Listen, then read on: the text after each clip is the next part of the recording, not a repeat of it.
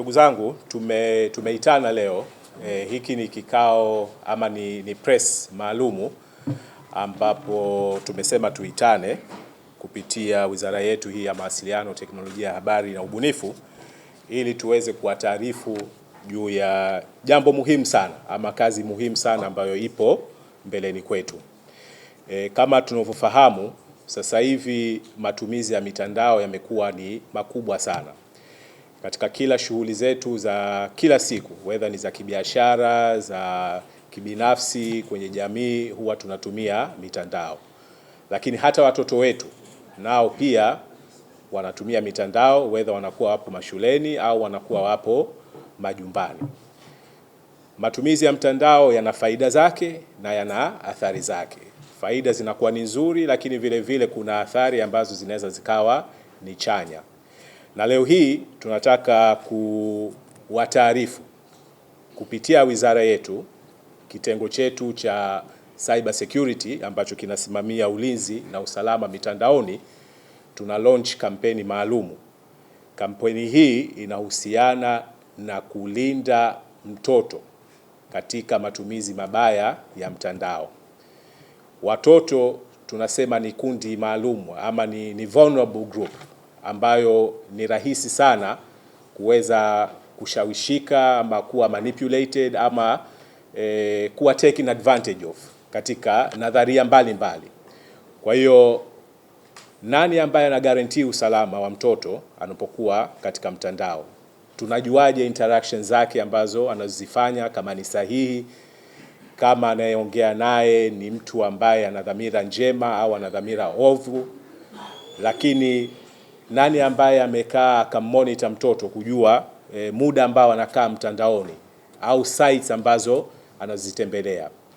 Kwa hiyo katika mazingira ambayo tulokuwa nayo sasa hivi, ni dhahiri kwamba hakuna kidhibiti chochote ambacho kina monitor matumizi ya mtandao kwa mtoto, na matokeo yake kuna mambo mengi sana ambayo yanaibuka katika jamii zetu, hususan ukiangalia mwenendo wa tabia za watoto wetu.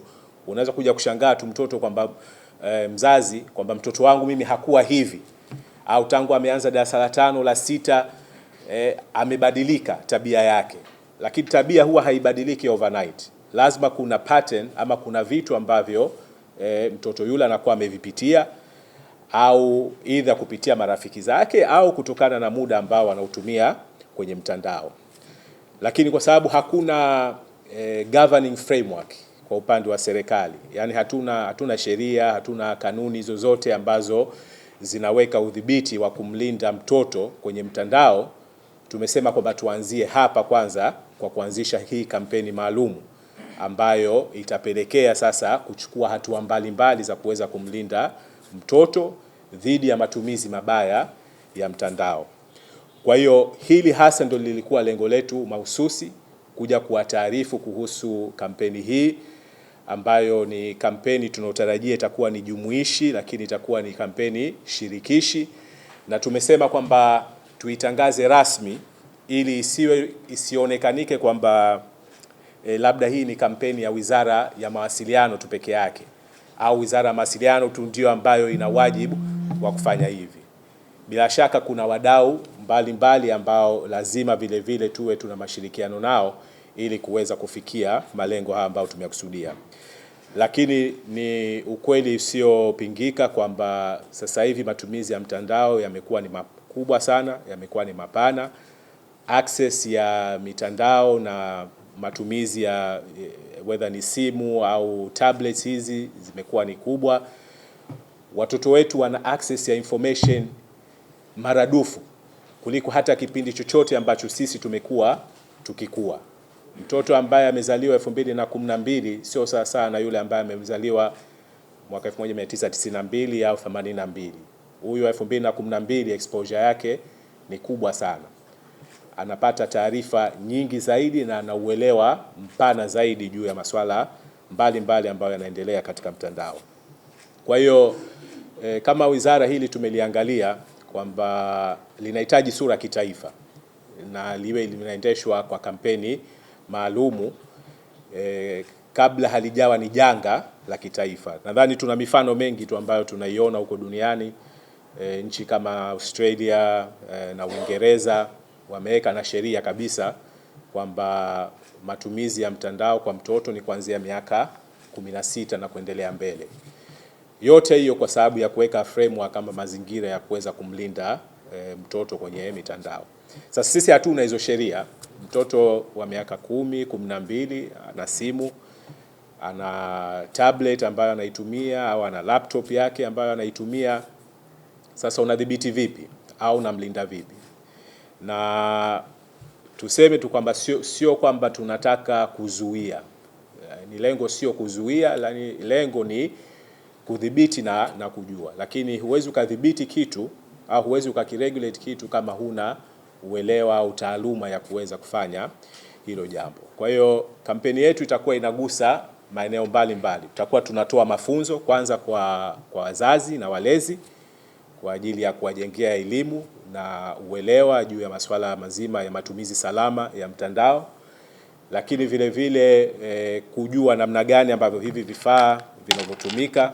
Unaweza kukuta kwamba mzazi pengine uelewa wake ni mdogo sana ukilinganisha na yule mtoto. Nadhani tuna mifano mingi tu ambapo mama anaweza kumwomba mtoto wake miaka 9, 10 amsaidie kitu kwenye simu, yeye mwenyewe hakifahamu. Kwa hiyo imagine hiyo power ambayo mtoto alikuwa nayo. Na katika hivi vifaa kuna features mbalimbali, kwa mfano kama parental controls. Nani ambazo wanazijua hizo features, zinafanya kazi vipi, unaweza kuzitumia vipi? Ni vitu ambavyo vipo, yani walotengeneza hizi teknolojia wanajua kwamba lazima uweke speed governor, lazima uweke vidhibiti. Lakini je, tunavifahamu hivyo vitu? Kwa hiyo kampeni yetu pia italenga katika kutoa elimu kwenye matumizi hizi ya parental control, lakini vile vifaa. Sambamba na hilo tunatarajia kuwa na mashirikiano ya karibu sana na ndugu zetu wa Wizara ya Ustawi wa Jamii, kwa sababu wao pia ni wadau muhimu sana katika eneo hili, lakini mashirika ya kimataifa kama UNICEF na SOS na wengine ambao ni wadau wa moja kwa moja katika masuala haya ya matumizi ya mitandao. Lakini tuna swala zima la udhibiti wa cyberbullying, ambayo pamoja na kurugenzi yetu ambayo inasimamia jambo hili, lakini pia lazima tuweke framework ambayo itakuwa inadhibiti masuala hayo. Kwenye afya ya akili, nadhani hii ni tamu ambayo tunaisikia sasa hivi. Mtoto wangu siku hizi afya yake ya akili haiko vizuri. Hata kama mtu mzima vile vile anakuwa anakumbwa na kadhia hiyo. Kwa hiyo tuna address vipi swala zima la mental health na matumizi salama ya mtandao.